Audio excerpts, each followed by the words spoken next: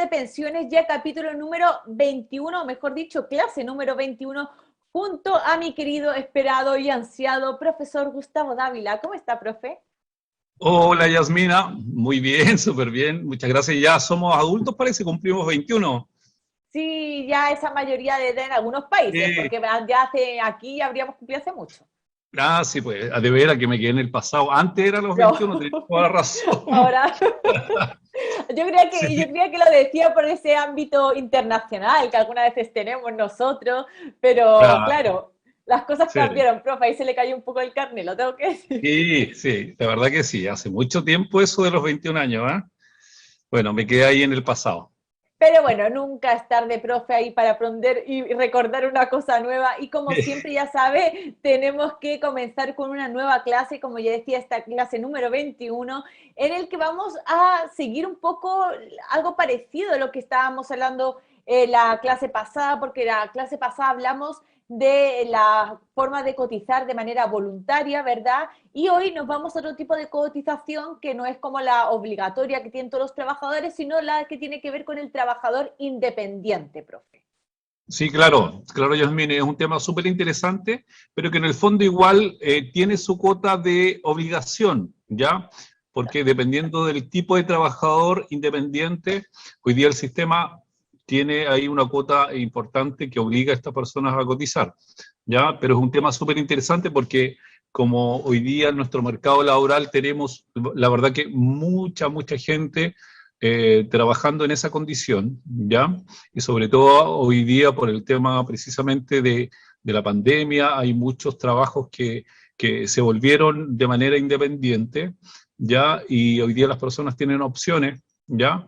Hay opciones, hay gente que lo obliga a hacerlo y otras que no lo obligan, por lo tanto ahí hay un tema, precisamente hay teniendo el tipo de cotizante, el tipo de trabajador independiente que exista, ¿cierto? O de acuerdo a la labor que realiza, es como lo clasificamos en el tipo Claro. de trabajador independiente que puede ser, ¿ya? Pero claro, profe, ahí usted ha tenido un súper buen punto que ahora también es muy contingente este tema porque de hecho también las últimas encuestas de empleo y de desempleo han visto y evidenciado que se han creado más puestos de trabajo, pero sobre todo a cuenta propia, personas que se han preferido a lo mejor crear un emprendimiento y ser trabajadores independientes. Exactamente, hay la verdad que mucha cantidad de gente y hoy día la verdad que si tú visualizas en el mundo laboral, hay un boom del emprendimiento que a mí me parece súper bien porque la verdad que los emprendimientos, en la medida que se vayan desarrollando correctamente y se vayan generando y creciendo y transformándose, ojalá en pymes, la verdad que desarrolla mucho la economía de un país. Por lo tanto, yo por ese lado creo que las personas se han un poco reinventado y han generado un movimiento laboral no menor ahí en el país, ¿ya? Así Así es. que es súper interesante eso de ese fenómeno que se está dando y que vino a aumentar precisamente con el tema de la pandemia. Venía ya Exacto. nuestro país con un alza con respecto a la creación de nuevos emprendimientos y el fomento a que las personas puedan generar este tipo de actividades. Igual hoy día se fomenta mucho en las universidades, en los colegios técnicos, a los alumnos, generar emprendimiento. No necesariamente hoy día el joven está pensando en irse a trabajar a una empresa donde en el pasado sus papás trabajaban 20, 30 años, hasta 40 años, hoy día no, el joven está pensando en crear nuevas fuentes laborales, pero precisamente dependiendo de él puntualmente, Así ¿ya? es. Y eso es súper interesante. Profe, entonces ya empezamos directamente con que, ¿qué se entiende con un trabajador independiente? ¿Qué se entiende por ese Sí, concepto? bueno, eso es precisamente, tú un poco diste ahí el término, porque el trabajador independiente o por cuenta propia, que hoy día se llama, es aquella persona que desarrolla una actividad, ya sea una actividad en una industria, en un comercio, ser independiente, asociado con alguien, ¿cierto? Y que tenga recursos o no, porque no necesariamente un trabajo a veces va a depender si él tiene capital o no como para poder desarrollarlo. También aquellos profesionales que desarrollan sus actividades de acuerdo a la profesión que tienen, ¿cierto? Los oficios también que calzan un poco aquí, todas aquellas personas en las cuales se desarrolla más el intelecto, más que la actividad física, hablamos ahí de trabajadores independientes, ¿ya? Y que no están ligados a una entidad empleadora, ¿ya? Eso es importante, que no estén ligados a una entidad empleadora, que le genere un contrato y un nexo de contrato de trabajo, ¿ya? Exacto. Aquí se asume de que dicho trabajo o actividad sea de cualquier naturaleza, pero derivado y exento del Código del Trabajo o estatutos legales especiales. Aquí no está implícito eso, ¿ya? Solamente existe una labor en la cual la persona realiza, pero que no está ligada puntualmente a un contrato de trabajo. Ya, perfecto, profe. Entonces, igual hay independientes en lo que usted comentaba, una diferencia de independientes, por así decirlo, unos independientes que están obligados a cotizar, que es aquí lo que nos vamos a centrar un poco, y los que no están obligados a cotizar, que en todo caso, por ejemplo, entrarían en lo que estuvimos conversando la semana pasada, esa cotización también de manera voluntaria, ¿verdad? Exactamente, exactamente. Ahí es importante diferenciar eso porque, bueno, hoy día un gran número de personas que ejercen la labor de trabajo independiente lo ejercen a través de un medio en el cual ellos prestan servicios.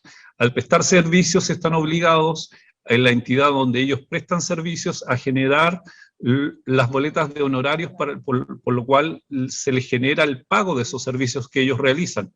Por lo tanto, en ese sentido, las personas y trabajadores independientes que están señaladas en el artículo 42, número 2 de la ley sobre impuesto a la renta, las cuales emiten boletas de honorario, están obligados hoy día a cotizar, ¿ya? Y de hecho hay una nueva normativa que los rige hoy día para poder cotizar. Y están las otras personas que son trabajadores voluntarios, ya que no están bajo este artículo 42, número 2, es decir, que ejercen una labor, ¿cierto?, como independientes, pero que no están obligados a emitir boletas de honorario. Ellos son trabajadores independientes y podrían calzar, como lo vimos la clase anterior, en esa forma de cotizar como de trabajador voluntario, ¿ya? O afiliado voluntario.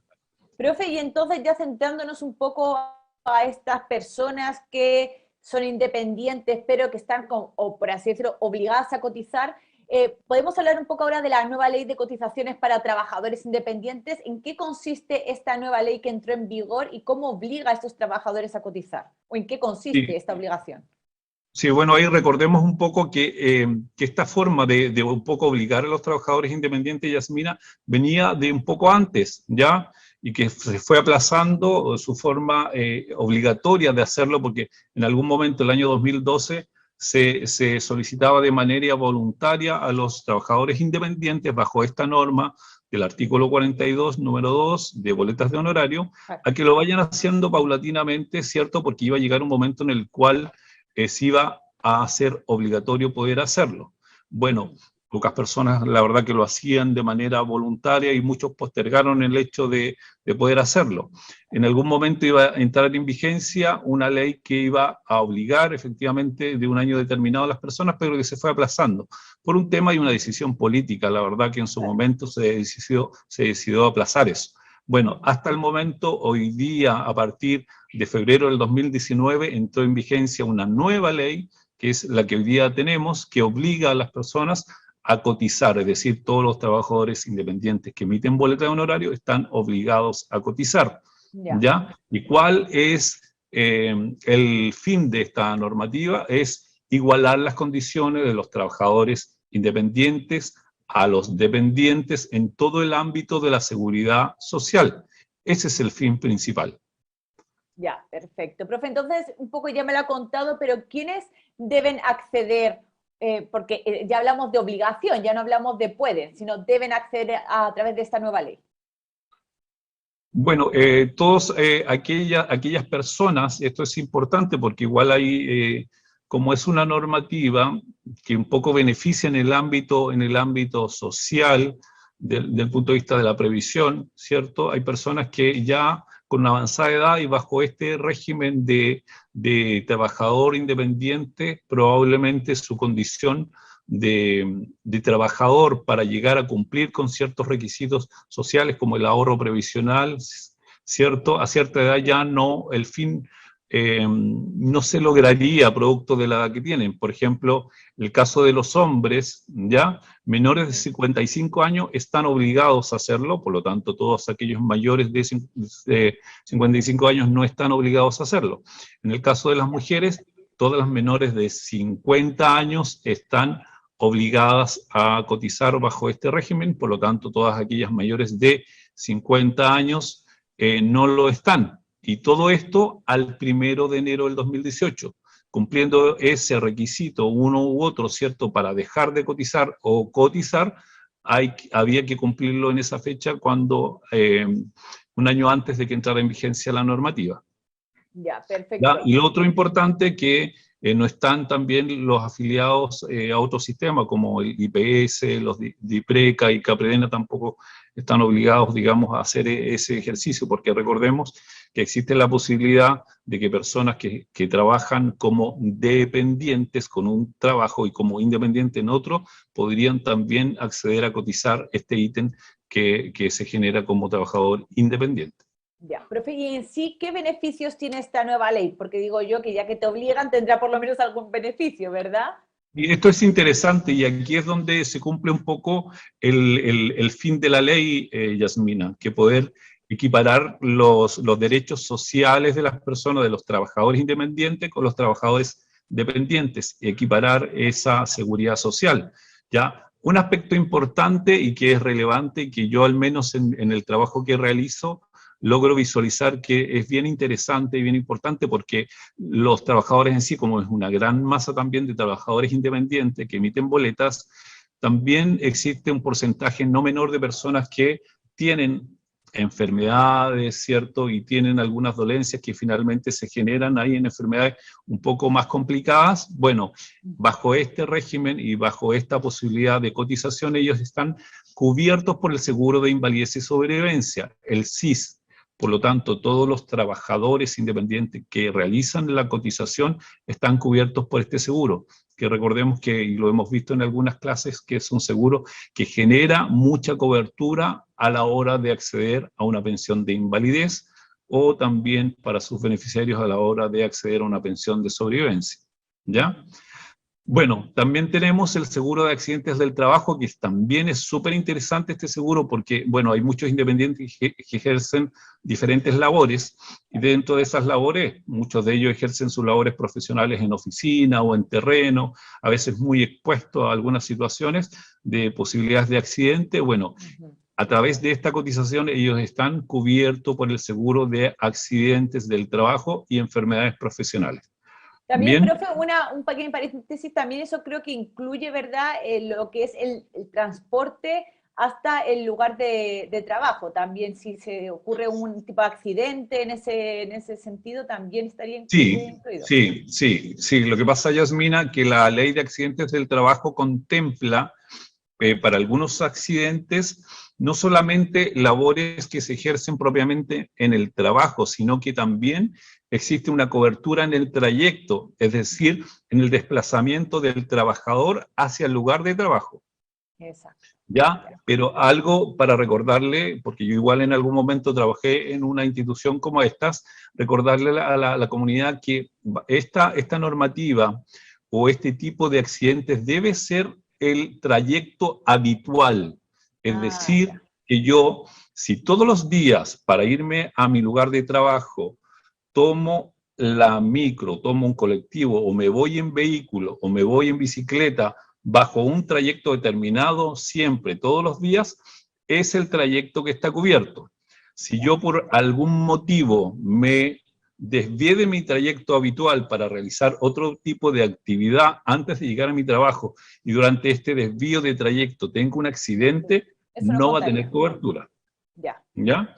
Eso es importante. Ahora, hay desvíos de trayecto que son, y están considerados ahí, que son primordiales o esenciales. Por ejemplo, si yo, antes de irme a mi lugar de trabajo, paso al supermercado a comprarme algún insumo de alimento, ¿cierto? Que es algo esencial para mí, Sí. ¿ya? Y lo hago no habitualmente, no todos los días, pero sí, por ejemplo, día por medio, eso también genera cobertura, ¿ya? Ya, Ahora, si perfecto. dentro del trayecto de una mamá o un papá que después de salir de su trabajo o al mediodía pasa a buscar a su hijo al colegio todos los días para irse a la casa, eso también genera cobertura porque es el trayecto habitual Habitual. de ese trabajador para irse a su hogar. O sea, Es como que cubre lo que es la rutina del exactamente, trayecto. lo Ya, habitual, lo lo que habitual. habitualmente hace el trabajador para irse a su casa. Perfecto. Ahí, bueno, profe, ahí ya, O o viceversa, para irse viceversa, de la casa al trabajo. o el retorno. Exactamente. Bueno, ahí ¿Ya? quedó el tip, profe, interesante, ¿eh? Me gustó Sí, su paréntesis. Puede sí. proseguir con lo otro. Bueno, también tiene cobertura de esta cotización para los trabajadores independientes, la ley SANA, ¿ya? Que otorga Ya, licencia médica y subsidio en caso de enfermedades graves para un hijo, que también eso es interesante. interesante. Sí, La cobertura de salud, que siempre es súper interesante, que también la tiene, porque recordemos, aquí aparte de la cotización obligatoria para el fondo de pensiones, también ya vimos que deben cotizar para el seguro de accidentes del trabajo y a la vez también, obviamente, deben cotizar para salud. ¿Ya? Actualmente siempre el trabajador independiente ha cotizado para salud, como que le interesa más eso, porque ve muy lejano el tema de la pensión. Por lo tanto, siempre el trabajador independiente como que siempre estamos más incentivado a cotizar salud, precisamente por esa cobertura inmediata que puede tener ante una eventualidad o una enfermedad. así ¿Mm? es. Bien, y finalmente, el otro beneficio que tienen este tipo de trabajadores, obviamente, es obtener una pensión de vejez, cierto, invalidez y todo lo que tiene que ver con el sistema, nuestro sistema previsional, por el hecho de cotizar, juntar dinero en su fondo de pensiones para obtener en el futuro una pensión.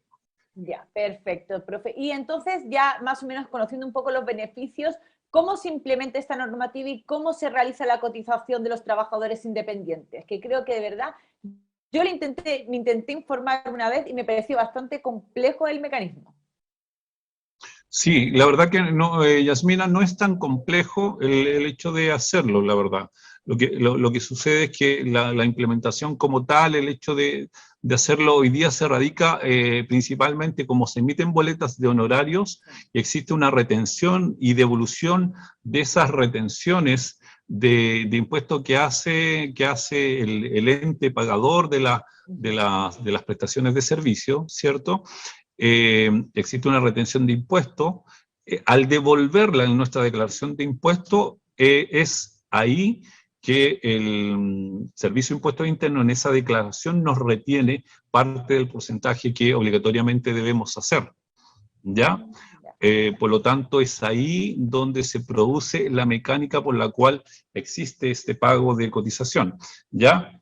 Hoy día, o sea, el 2019, cuando se implementó la normativa, ya era el 10% de retención y eso iba a generar ahí una cobertura para el 2028, que es donde se asume de que se van a tener el 100% de esta cobertura.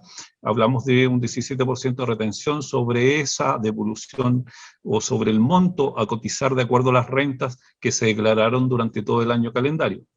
exacto. Ahora mismo, profe, creo que es un 11,5, si no me equivoco, o por ahí más o menos, aprox. Sí, sí, efectivamente es un 11,5, 11,3 o 11,5. La verdad que, Yasmina, no recuerdo exactamente ahí la cifra exacta que hoy día por la cual se cotiza, once pero coma es cinco, estoy casi segura. 11,5, sí. Sí, exactamente. Eso es lo que se retiene hoy día.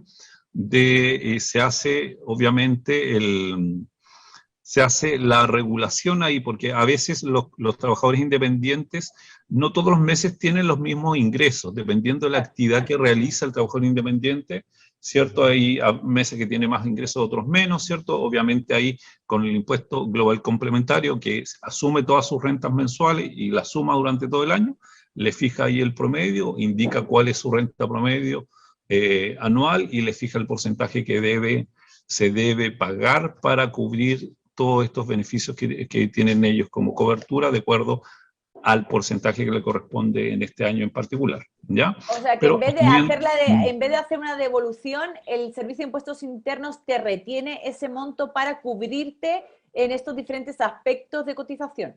exactamente, sí, exactamente. Hay dos formas ahí. La verdad que uno puede acceder a generar la retención que ese año me toca en particular, o si yo quiero y puedo acceder a la retención del 100%. ¿Ya? Eso es, genera ahí un ítem que viene a ser como voluntario por ahora. Profe, y entonces, ¿una persona puede elegir el porcentaje de retención de los impuestos? ¿De sus impuestos? Exactamente, sí, claro. Hay una cobertura que es completa, en la cual me retienen el 100%, ¿cierto? De acuerdo a las rentas declaradas en el año, y hay otra cobertura que es parcial, ¿ya? Ya. Y esa retención obviamente va a depender ahí de lo que yo quiero. Hay mucha gente que la verdad que siempre espera y siempre han estado acostumbradas a que en el mes de abril Impuestos Internos le devuelva plata Claro. producto de esa retención. Ya de a poco se han ido acostumbrando de que... Cuentan con ese dinero, con ese capital. Exactamente, exactamente. Y de a poco se han ido acostumbrando, a unos más, otros menos, a que Impuestos Internos le va a generar ahí una retención. Bueno, y hay personas que deciden ya poder generar toda la cobertura, porque, ojo ahí, que al generar toda la cobertura se declara una renta determinada, sobre todo para pagar las cotizaciones Claro. en la FP, ¿ya? Y se declara sobre cierta renta, por lo tanto ahí, si yo genero una retención completa, logro cubrir toda mi renta imponible. Y al cubrir toda mi renta imponible y aportar todo el porcentaje que me corresponde, logro generar toda la cobertura para el CIS, por ejemplo, que no es menor, ante una eventualidad de una pensión de invalidez o una sobrevivencia. ¿Ya? Profe, Así que entonces, es por ejemplo, importante ahí ese análisis, Yasmina, de saber por qué es importante generar toda la cobertura. ¿Ya? sí, profe, entonces, por lo tanto, si el Servicio de Impuestos Internos, cuando llega la operación renta del año, te retiene esa cantidad para cubrir estas cotizaciones, uno ya no tendría que pagarlo de manera como yo voy a pagar mi AFP o yo ingreso el dinero en mi AFP, sino que el Servicio de Impuestos Internos te lo retiene y cubre esa parte, ¿no? Claro, exactamente, pero lo que pasa es que ahí, ¿qué es lo que sucede? Que sucede que te lo cubre, pero te lo cubre con un tiempo posterior. Ahí yo considero, la verdad, que haciendo el análisis y con algunas personas, sé que esta medida a lo mejor puede ser cómoda para muchas personas, pero creo yo en la particular que siempre es mejor, sobre todo tratándose de coberturas tan importantes como el seguro de invalidez y sobrevivencia, creo que siempre es mejor que uno lo haga mensualmente. Si yo gano X, ¿cierto? Y sé que en el fondo me van a retener, ¿cierto? Un porcentaje obligatoriamente, y si dispongo del dinero como para cotizar adicionalmente inmediatamente mi renta, después simplemente Impuesto Interno me va a devolver Claro. ese dinero producto que ya se generó la cotización obligatoria, ¿ya? Y logro tener la cobertura que necesito. Claro, Ahora, porque es con respecto a las rentas del año anterior, te cubre el año siguiente. exactamente, exactamente. Ya, ahí quedan entonces algunas preguntas, profe, pero también, mira, justo me dice Ivonne Albuerno, hay un miembro de la comunidad, me dice 11,5, ahí me confirmó yo lo que le estaba Súper. comentando, el 11,5 de este año. Y por ejemplo, Sí. también dice Telaresi Puntos, dice, tengo 59 años y recibo boletas de honorarios, la pregunta es si la retención de la boleta va a mi AFP. Claro, lo que pasa es que ahí se prioriza el pago de salud principalmente, el pago del accidente del trabajo y finalmente la FP, ¿ya?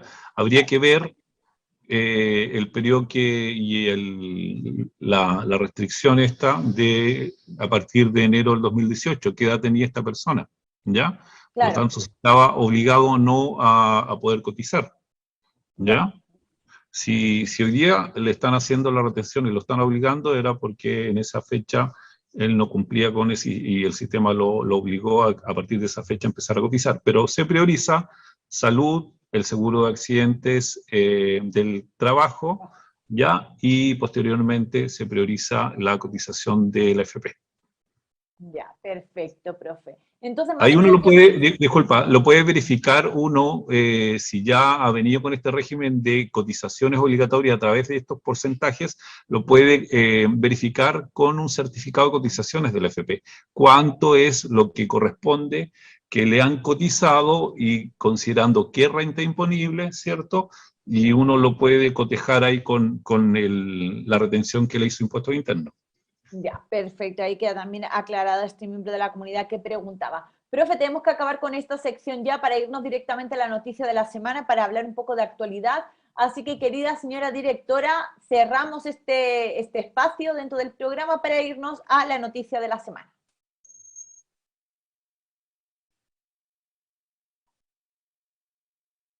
Profe, salió una noticia, podríamos llamar como curiosa, por así esto de números de datos, ¿verdad? Que se dio que se dio esta semana, pero con respecto al tercer retiro. ¿Por qué? Porque hay una noticia que fue publicada en La Tercera, dice que solamente 79 personas, ojo, 79 de más de 6 millones de afiliados que realizaron el tercer retiro, hablamos solo del tercer retiro, optaron por la opción de cotizar un punto más de este 10%, es decir, cotizar un 11%, que era lo que permitía la ley cuando se aprobó el tercer retiro, que decía que para las personas que retiraran y quisieran complementar un poco el dinero retirado, podían aumentar su cotización en un punto más. Y Correcto. solamente de todas las personas que sacaron más de 6 millones, solo 79 personas se acogieron a esto, profe. Sí, la verdad que recordar que esta normativa ahí en el tercer retiro implicaba efectivamente de que se diera la posibilidad que las personas que quisiesen, porque esto es algo voluntario, Claro. pudiesen devolver este retiro del 10% o para poder atenuar la salida de este dinero de sus cuentas, una forma de compensar eso era que pudiesen cotizar un 1% más durante un año. ¿Ya? Es decir, que pudiesen hacerlo de manera voluntaria y como bien dices tú, la verdad que la acogida ahí para poder realizar eso no ha sido de las mejores, no hay un gran incentivo de parte de la gente, la verdad, por hacerlo. Lamentablemente en ese sentido también creo, Yasmina, que los fondos de pensiones no han jugado a favor con respecto a eso tampoco, hemos tenido rentabilidades sobre todo los instrumentos de renta fija. Yo nunca, la verdad, de todos los años que llevo el sistema provisional, he visto la rentabilidad de los fondos de pensiones en renta fija tan baja como hoy día lo tenemos. Ya, lamentablemente, yo recibo, la verdad, todos los días llamados de personas que me preguntan, profe, ¿qué hacemos? ¿Qué podemos hacer? La verdad que no tenemos muchas chances, ya, y todos los días la gente ve, todos los días que su fondo de pensiones va disminuyendo. Y lamentablemente las personas que se han visto más perjudicadas son las personas que están pensionadas, ya, en procesos de pensión y la verdad dependiendo algunas exclusivamente de ese capital para poder vivir. Y es lamentable que muchas de ellas estén perdiendo hoy día más de un 20% de sus ahorros. Sí, de hecho, profe, justo estábamos comentando en el programa anterior que la presidenta de la Asociación de AFP, que es Alejandra Cox, decía que nunca se había visto esto en el sistema previsional, esta caída de los fondos más conservadores, ni en los 40 años prácticamente que lleva este sistema, nunca se había visto, y menos estas caídas tan pronunciadas, porque estábamos hablando de que el fondo E ha caído en lo que va de año un 20%. Es una Exactamente. bestialidad, o sea, Muchísimo. una quinta parte, estamos hablando de una quinta parte del total de los fondos que tenga una persona. Me refiero, es Sí, para una persona que está próxima a jubilarse, porque a lo mejor personas a lo mejor que somos más jóvenes, todavía nos quedan muchos años de cotizar y que incluso no sabemos qué sistema se nos viene en los próximos años, ¿verdad? A lo mejor sí. te puede dar cierta respiro, ¿verdad? Pero una persona que Holgura hoy en para poder día, recuperarte. claro, para Sí. recuperarte, o bueno, o pensar que en el futuro no sabemos si seguirá este sistema, o habrá un sistema mixto, o qué sistema vaya usted a saber qué vaya a pasar en los próximos años, ¿verdad? Pero una persona que Correcto. se va a jubilar o que está jubilada, perder una quinta parte, un 20%, es una bestialidad. Sí, lo otro importante, Yasmina, que bueno, lamentablemente hoy día no tenemos las herramientas como para que las personas puedan cambiarse ya yo siempre digo y le he dicho a las personas que me llaman, con un respaldo técnico de poder saber efectivamente dónde cambiarse y en qué momento cambiarse. Hoy día no lo tenemos, ¿ya? Y lamentablemente tenemos que seguir un poco haciendo análisis sobre rentabilidad pasada, que uno asume ahí que la gente pudiese optar por una u otra decisión. Ahora, esa información, precisamente a la gente que está en el fondo E, que es el que más ha perdido, la verdad que no se genera ningún tipo de información de parte de la AFP para ese tipo de personas. Claro. Yo apelo ahí que las personas hoy día tienen el derecho normativo de poder cambiarse de fondo informadas y asegurar su capital al máximo con este tipo de riesgos, porque eso permite la ley, por eso que se crearon los multifondos. Pero hoy día ese derecho, ese ejercicio, si bien está ahí en el papel, pero las entidades que deben un poco incentivar o proteger a las personas para que ejerzan esa labor informada, no lo están haciendo. Sí, totalmente, profe. Y aparte que hablamos también de esta restricción etaria que realmente te ata un poco de manos para cambiarte, porque estas personas que están jubiladas o próximas a jubilar no se pueden mover entre los fondos más conservadores porque cuando se creó esta restricción etaria, la excusa es que los fondos menos conservadores, el A y el B, son los que generan más riesgo, entonces mejor que permanezcan en un fondo conservador, pero hoy en día el fondo conservador es el que ha perdido más, pero por goleada, y como decíamos, no se había visto nunca este tipo de pérdidas. Entonces, es Exactamente, que sí. por mucho que digamos, van a seguir perdiendo porque no se pueden mover entre otros fondos. No tienen Claro, esa y opción. efectivamente, claro, y como bien yo decía al principio, las personas más perjudicadas son precisamente los pensionados, porque recordemos que ellos, por estar pensionados, solamente se pueden mover entre fondos, el Claro. fondo C, el D y el E. Y precisamente ahora, los últimos meses, que el fondo el fondo C, se había, perdón, como escapado un poco de esta tendencia tan negativa, hoy día ya refleja lo que va corrido del año, rentabilidad negativa también el fondo C. Por lo tanto, igual ha sido muy complejo para la gente que está pensionada hoy en retiro programado.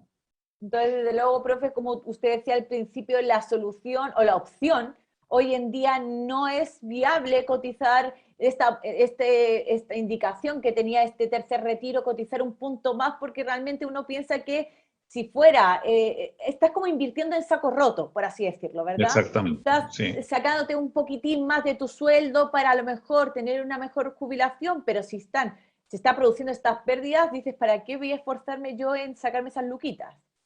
Claro, efectivamente, un poco siguiendo el tema que estábamos analizando y que llegamos a este otro, digamos, el de los fondos de pensiones, porque precisamente es eso, o sea, ¿qué incentivo hoy día tiene esa persona que sacó su 10% y que lo quisiese devolver, cotizar un 1% más sabiendo de que los fondos de pensiones hoy día, la verdad, que la inestabilidad que tienen, sobre todo los instrumentos de renta fija, han generado mucha rentabilidad negativa? ¿Ya? Pudiésemos tener lo que en algún momento se hizo en el sistema. Recuerdo mucho la crisis asiática, en donde pudimos efectivamente, después de un periodo y meses de muy baja rentabilidad en los instrumentos de renta variable, pudimos acceder y hacer cambios que nos jugaron a favor. A lo mejor ahora también podría ser, es decir, cotizar un adicional, pero no sabiendo cómo se va a reactivar, en qué momento se va a reactivar la economía para que nos genere los fondos de pensiones mejores rentabilidades, la verdad que es un riesgo poder hoy día cotizar. ¿Ya? Pudiésemos en algún momento tener a lo mejor ese dato que sería fantástico poder saber en qué momento, por lo tanto, todos podríamos apuntar, porque como ha bajado la rentabilidad, los valores cuotas de los fondos ha disminuido, y al cotizar y poner dineros extras, tú logras comprar más número de cuotas, por lo tanto, cuando se reactiva la economía y genera rentabilidad positiva, logras crecer más rápido. Pero Profe, no teniendo ese dato, la verdad que es difícil poder arriesgarse. profe, ¿y este aporte que hay como voluntario del 1% adicional cuando se realiza el tercer retiro, lleva a cabo algún tipo de beneficio tributario, fiscal de alguna forma, que por lo menos dice, ya voy a tributar un 1% más y aparte el Estado me da algunas luquitas? Claro, lo que pasa es que forma como parte de tu cotización, ¿cierto? Y te hace bajar el base tributable, ¿ya? Sobre todo ayuda mucho a las personas que pagan impuesto a la renta. Por lo tanto, cada vez que cotizamos más y le ponemos más al tema previsional, bajamos el base tributable de nuestras rentas, nos ayuda a pagar menos impuestos. Claro, pero al final esto tampoco tiene ningún beneficio para las personas que tienen más bajos ingresos, que al final No, son las personas efectivamente, que también tienen los montos más bajos de pensión. Entonces, al exactamente. final no estamos hablando de políticas o indicaciones focalizadas también a mejorar las paupérrimas pensiones de las personas, que es la mayor parte de los chilenos, por así decirlo además. Sí, claro, claro, efectivamente. Y poder acceder a cotizar un poco más, como dices tú, y a lo mejor con ingresos que son mucho menores, la verdad que ese no es un gran incentivo, porque un 1% más, la verdad que no va a hacer mucha la diferencia en el monto de pensión. Siempre ahorrar es bueno, pero seamos francos y sinceros, un 1% más para una persona que hoy día gana el sueldo mínimo no es nada en el monto de su pensión ese incremento de esa cotización. Así es, profe. En fin, eso es lo que más o menos teníamos que comentar porque es un dato curioso que sabiendo la opción solamente 79 personas se habían acogido a esta posibilidad de cotizar un punto más sobre lo Correcto. cotizado para compensar un poco ese tercer retiro del 10%. Así que además también, profe, el cuarto retiro también incluye, si no me equivoco, esta indicación. Ahora, Ujú. después de lo visto, yo no sé si estas fueron 79, yo no sé cuántas personas se acogerían a esto, la verdad. Así que, pero bueno, Bueno, la opción es sí, podrían ponerle algún tipo de incentivo extra que a lo mejor pudiese generar ahí más interés en poder hacerlo. ahí dice, supuestamente la ley dice que un punto adicional más un aporte fiscal a las personas que lo hagan, pero eso también implica que si hablamos de aporte fiscal, eso va aparte en otra ley, porque eso es facultad del presidente de la República, eso no lo pueden establecer los diputados, entonces es como Claro, ni los senadores. Entonces como, ya, tú aportas un 1% más y el Estado te va a dar un aporte fiscal, pero si al final eso no lo define ni siquiera el Ejecutivo, es como no estar poniendo nada. claro, exactamente. Sí, En es fin, así. pero ¿qué se le va a hacer? Pero tenemos que seguir a la otra sección, profe, tenemos que ir, señora directora, a Te lo explico en un minuto.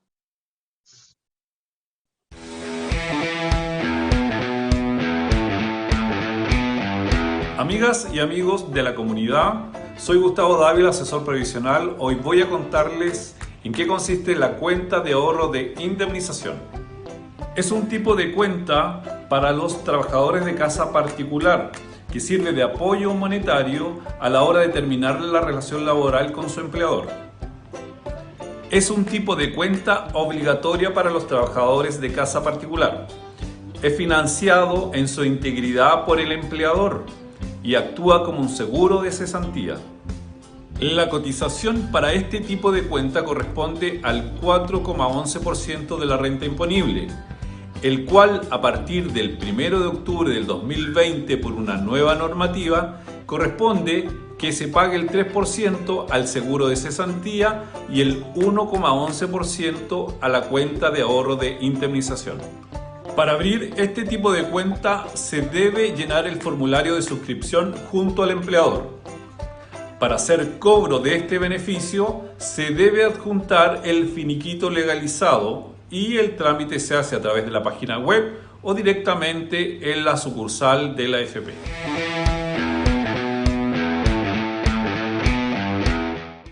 Ahí quedó ese nuevo TikTok del profe Dávila, esa explicación maravillosa que también viene un poco a complementar lo que también respondimos la semana pasada. Me acuerdo que llegó una pregunta con respecto al tema que tratamos hoy en el TikTok, ¿verdad? Así que esa cuenta de indemnización para las personas que trabajan en el servicio doméstico era. Así Sí, que casa particular. Así casa dice la particular. normativa. Esa es Sí, la normativa, el nombre técnico. Muy bien, profe, y sí. gracias por complementarme con sus tecnicismos, me encanta. Así que ahí quedó toda la información para aquellas personas que también nos preguntaron, pues ahí también lo pueden compartir y viralizar para que llegue a más personas.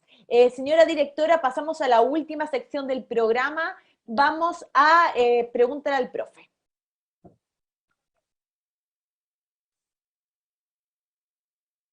Profe, ahí llegaron varias preguntas que hemos ido recopilando a través de nuestras diferentes redes sociales para elaborar la pauta, porque nos han llegado no solamente en nuestras redes sociales, sino también en nuestro mail de producción, que aprovecho también a repetir para que todas las personas que tengan dudas, consultas, nos envíen sus mails por ahí y nosotros los respondemos para integrarlas en las pautas de la semana siguiente. Así que el mail, mi querida señora directora, si me puede colocar aquí abajito el mail, producción@fflay.cl, repito, producción@fflay.cl, para que todas las personas que tengan una duda, una consulta y que pueda aquí el profe Dávila contestarla en directo, nos la envíen y les invitamos a que lo hagan también, ¿verdad? Así que, profe, llegaron varias consultas, una de ellas de Viviana Alejandra, que si no me equivoco, esta llegó por el mail. Y dice lo siguiente: quisiera saber si los ahorros de la cuenta obligatoria al fallecer el beneficiario quedan como herencia y en caso de ser así, ¿a quién le corresponde? Bueno, este es un tema que igual hemos tratado en más de una oportunidad en nuestras clases y efectivamente cuando hay una persona que es afiliada al sistema y fallece y tiene saldo todavía en la cuenta y, ojo, está pensionado o está obviamente en una FP, dependiendo si es pensionado o no, ¿cierto? Si está en retiro programado, ¿ya? Porque en el caso de esta persona no es una persona pensionada, ¿cierto? Una persona que simplemente es un afiliado al sistema, por lo tanto está en su FP, tiene saldo y ahorro.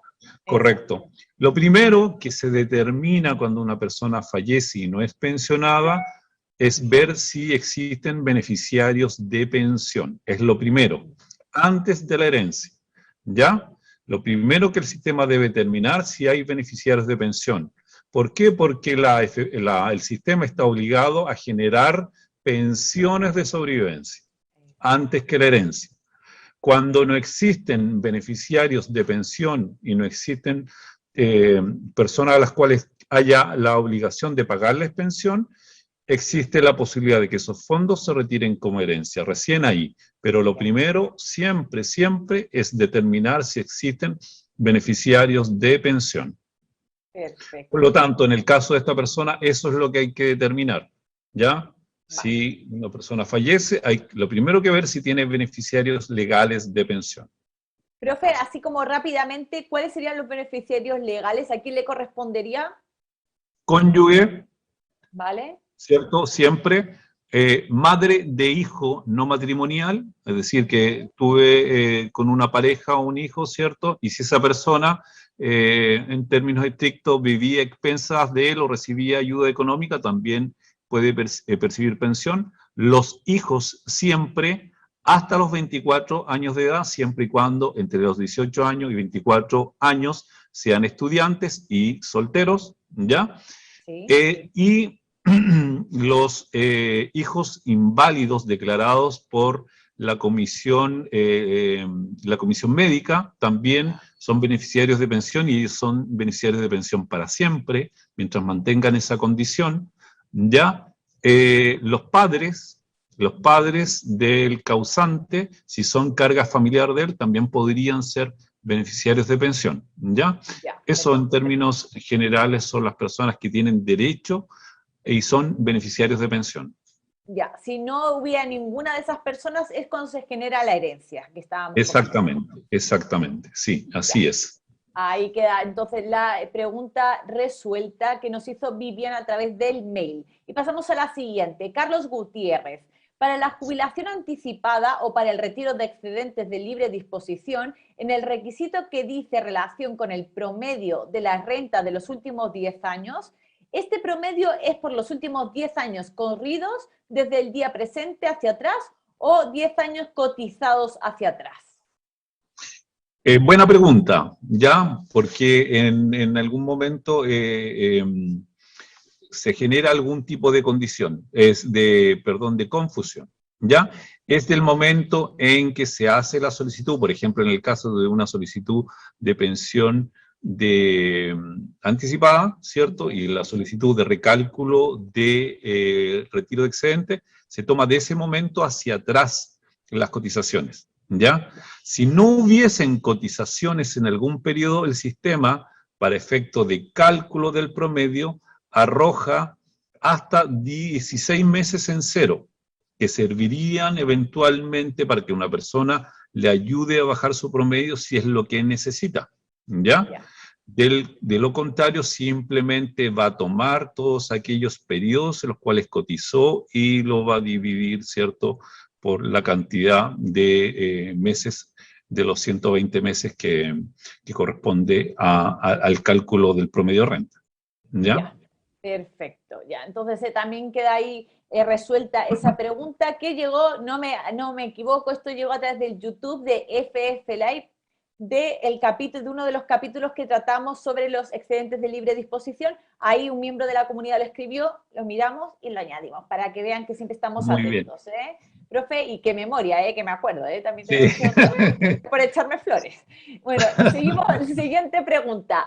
José Reinaldo González. Si a un trabajador nunca le han descontado cesantía, ¿qué sucede? Bueno, recordemos que en algún momento cuando vimos el tema de la cesantía, existe la normativa, si no mal no recuerdo, del año 2000, del 1 de octubre del año 2008, en el cual se implementó la ley del seguro de cesantía, que obligaba a todos los empleadores y trabajadores a cotizar a partir de ese momento cuando ellos iniciaban labores por primera vez. Por lo tanto, todos trabajadores que ante esa fecha ya ejercían labores, tenían solamente la posibilidad de voluntariamente acogerse al seguro de cesantía. Por lo tanto, si esta persona hoy día no le descuentan, es porque él nunca, de manera voluntaria, se ha acogido a esta normativa, ¿ya? Y yo asumo que si no lo ha hecho es porque lleva todos estos años trabajando con el mismo empleador. Y lo otro, que recordemos que existen personas que están exentas de este beneficio. Todas aquellas personas que trabajan en el ente público, trabajadores de las Fuerzas Armadas, ¿cierto? Hay muchas personas ahí que no cumplen y la ley no los considera para este beneficio. Ya, perfecto. Entonces, también, bueno, igual hay que decir que si se acogieron y nunca a lo mejor se lo pagaron, esto ya estamos hablando de ilegalidad, que también podría ser. Ah, claro, por supuesto, sí. Lo que pasa es que ahí corresponde, recordemos que un aporte del trabajador, porque asumo de que es un contrato a plazo indefinido, por lo tanto corresponde un aporte del empleador y del trabajador, ¿ya? Bueno, igual se asume. Ahora, si no lo ha hecho y se ha mantenido durante todo este tiempo con el mismo empleador y es una persona que todavía a lo mejor lo puede hacer y quiere acceder al beneficio, porque recordemos, como tiene un pilar solidario, le puede ser favorable, ¿cierto?, acogerse al beneficio, ¿ya? Así que lo puede hacer hoy día voluntariamente si él así lo quiere. Ya, perfecto. Entonces pasamos a otra pregunta. Jaime Clavel, si cumplí recién la edad de jubilación, ¿puedo dejar de cotizar en la cuenta obligatoria sin la obligación de pensionarme? Exactamente, eso también lo pueden hacer todas las personas que cumplen la edad legal, mujer u hombre, si así lo quieren, dejar de cotizar, porque es algo ya, después de cumplida la edad legal, es algo voluntario, ¿ya? Por lo tanto, ahí hay que acercarse a su AFP, solicitar la exención de cotización obligatoria, que es un certificado, lo presentan al empleador y con eso el empleador está también obligado porque ellos están ejerciendo la voluntad de dejar de hacerlo y el empleador está obligado también a dejarle de cotizar. Recordemos ahí que para el caso de las mujeres ya hay que hacer el análisis previo porque las mujeres después de los 60 años hasta los 65 años cambió la normativa con respecto a la cobertura del seguro de invalidez y sobrevivencia, ¿ya? Por lo tanto, ahí deben seguir cotizando para que les siga generando la cobertura de ese seguro. Perfecto. Profe, pasamos a la siguiente pregunta. Javier Hurtado. Soy pensionado por discapacidad desde el 2017. ¿En cuántos años más tendré que hacer la reevaluación para seguir recibiendo mi pensión? 2017. Sí. Recordemos que la reevaluación es al tercer año. Yo asumo que esta persona debió haber sido reevaluada el 2020, ¿ya? De acuerdo a lo que él nos indica. Por lo tanto, si el 2020 no lo reevaluaron y él se sigue pagando pensión por invalidez, asumo que eso fue una pensión total y no parcial. Solo las invalidez parcial genera reevaluación al tercer año, pero la invalidez total ya es definitiva. Por lo tanto, no existe reevaluación posterior. Ya, sí, porque eso es lo que nos indicó 2017, entonces lógicamente Correcto, cada 3 años yo le tendría que haber correspondido. exactamente. Y por último, profe, la última pregunta que tenemos aquí en la pauta del día de hoy, dice Jorge Retamal, si no estoy afiliado, ¿puedo abrir una cuenta 2 o APB? Si no está afiliado a una FP, Exacto, no está no afiliado. puede. Si no está afiliado a una FP, no puede. Lo que sí puede, estando afiliado a una FP, abrir una cuenta 2 en otra FP. Recordemos que en algún momento lo mencionamos, que uno puede tener APB y cuenta 2 en otra FP si quiere, o puede tener en más de una, ¿ya? Ya. Pero la persona que hoy día no está incorporada, y por eso que también en algún momento cuando hablamos del afiliado voluntario, que tenía la posibilidad de poder cotizar, ¿cierto? Y a la vez Claro. abrir una cuenta 2 en la FP, y Ujú. sobre todo, y no tenía límite de edad, por eso hablábamos también del tema de los niños, Claro. pero sí debe estar afiliado, ¿ya? Ya. Ya sea voluntario o obligado por una cotización, ¿ya? Pero debe estar afiliado. Profe, y una consulta porque también no solamente existen los APB en AFP, tampoco puede abrir una APB, por ejemplo, en banco porque sabemos que hay otras entidades que ofrecen APBs. ¿Tampoco podría? ¿O sí, en ese caso Eh, sí? sí, lo que pasa es que ese APB va asociado a un seguro de vida. Siempre las instituciones que te generan ese tipo de APB, compañías de seguros y las instituciones financieras asocian por el ente ligado hacia una compañía la cobertura de seguro de vida que le genera ahí una pequeña cobertura y a la vez le genera esta otra cobertura del APB. ¿Ya? Por lo tanto, esa persona sí perfectamente podría hacerlo. De hecho, hay Ya. varias personas que, o sea, no sé si varias, pero conozco dentro de un ámbito en el cual tienen un poder adquisitivo a lo mejor un poco, simplemente no se cotizan en este sistema y generan APBs a través de este tipo de instituciones, ¿ya? Ya. No estando afiliados al sistema previsional. Claro, o sea, nuestro miembro de la comunidad que mandó esta pregunta, lógicamente decía que no estaba afiliado, entonces no podría abrirse ni una cuenta 2 ni una PB en el sistema previsional, lo que es AFPs, pero sí Correcto. podría abrirse un APB en otra entidad financiera Exactamente. diferente. Cuenta 2 porque no Correcto. existe, las cuentas 2 no existen fuera del sistema de No AFPs. existe. Ya. No, no. Exacto. Perfecto. Entonces, ahí quedaron, profe, todas las preguntas. Hoy ya respondimos todas las preguntas que teníamos en la pauta del día de hoy. Así que un 7 para nosotros, ¿eh? Solamente por haber Sí. terminado. No, me hemos, autocalifico. hemos cumplido hoy día, bien.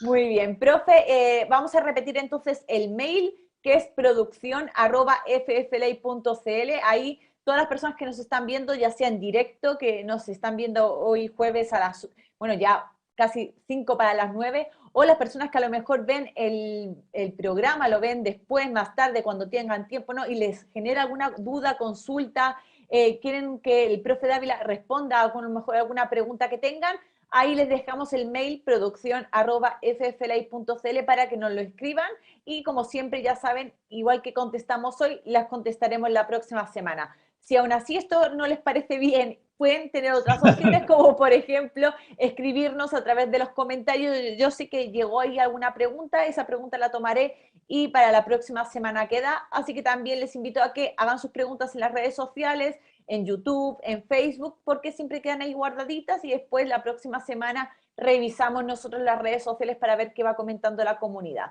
Pero si aún así esto tampoco les es suficiente, les tengo una tercera opción, que es que, querida señora directora, si me puede dar la información ahí en pantalla del profe Dávila. Ahí va a salir tanto el mail como el número de teléfono, el WhatsApp del profe, para que si quieren hacer a lo mejor una consulta, duda o incluso contratar la asesoría del profe Dávila de manera privada, no quiere hacer a lo mejor su pregunta de manera pública, también lo puede hacer y ahí el profe, encantado de la vida, siempre, como decimos, teniendo paciencia un poco con los tiempos, porque el profe Dávila es una persona muy ocupada, siempre también les va a contestar igual con dedicación. ¿Verdad, profe? Sí, claro que sí, ¿ya? Así que, no, yo encantado. Mira, a veces se me pasa uno que otro, pero ahí pido paciencia porque estamos trabajando precisamente en eso, en poder ir respondiendo siempre los mensajes, ¿ya? Así es. Siempre no olvidarse, y repito siempre, nombre y de dónde son, por favor, porque a veces me preguntan y no sé ni siquiera con quién estoy hablando, así que, Así es. por Nunca, favor. nunca está de más, así también por ser educado un poco, ¿verdad? Hola, profe, ¿cómo está? ¿Qué tal? Me llamo tal, soy vivo de no sé dónde, mi pregunta Sí, es por tal. favor.